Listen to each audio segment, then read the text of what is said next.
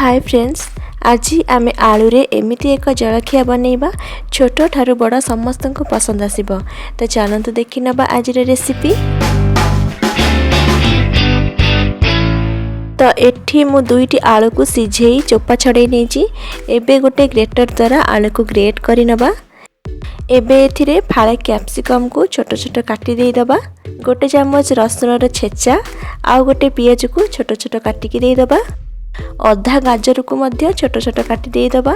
Half चम्मच गोलमरीच गुंड, chilli flakes, oregano एठी ए optional अछि, आपण चाहिले स्किप करि परिबे। स्वाद अनुसार लूण। शेष को आमे एठी गोटे कप पाखापाखी मोजरेला चीज को देबा। सांग माने मोजरेला चीज देबा द्वारा ए बहुत टेस्टी लगी थाए, निश्चिंत देबे। एबे सब को भल भाबे मिसई नबा।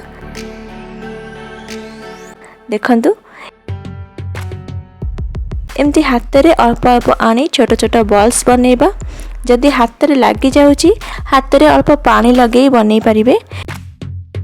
एठी मु सबतक बॉल्स बनै नेली। याकू आमे गोटे घंटा पई फ्रीजर रे रखि नेबा, जेउथिरे आमे बरफ जमै थाउ। तापरे एठी मु किछि पाउडर टी को ग्राइंडर रे देउची। याकू आमे ग्राइंडिंग करि नेबा। देखंतु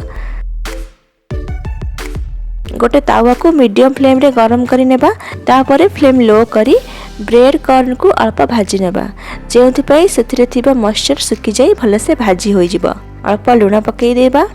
देखंतु अल्प भाजीबे जेमिति कलर चेंज न हुए। 2 ରୁ 3 मिनिट एमती भाजी सारिबा परे गोटे प्लेट को काढी नबा।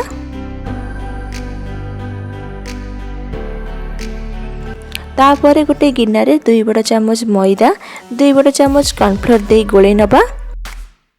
एबे सेथिरे अल्प अल्प पानी दे गोटे स्लरी बनै नबा। ना बेसी गाढ़ ना बेसी पानिया बनैबा, सेमिथिकरा गोटे स्लरी बनै नबा। एबे गोटे घंटा हेई जाइछि। फ्रिज रु बॉल्स काढी आनिबा। गोटे बॉल्स को प्रथमे एमती ब्रेड कॉर्न ने गड़ै दबा। तापरे कॉर्नफ्लोर स्लरी रे देबा। पुणी थरे आनी ब्रेड कॉर्न ने गड़ै नबा। देखंतु एमती कोटिंग करि नेबा। एबे सबुतक बॉल्स को एमती कोटिंग करि रखि नेबा। तापरे छानिबा आरंभ करिबा। गोटे कड़ाई रे किछि तेल नेइछि। तेल को मीडियम फ्लेम रे गरम करी गोटे गोटे बॉल्स को दे छानिबा। छानिला बेले गैस रो फ्लेम मीडियम ही रखिबे, जमा भी हाई करिवेनी, नहले ऊपरटा जल्दी कला पड़ी जिवो आ भीतर सिजिवनी। एमती एपट सेपट करी छानिबा। गोल्डन ब्राउन होई आसिले गोटे प्लेट को काढी नबा। याकू आपण माने टमाटो सॉस सहित खाई परिबे। ऊपर क्रिस्पी भीतर सॉफ्ट। खास करी छोट पिला माननकु तो ए बहुत टेस्टी लागिबो। आशा करूची ए रेसिपी आपण माननकु पसंद आसीथिबो।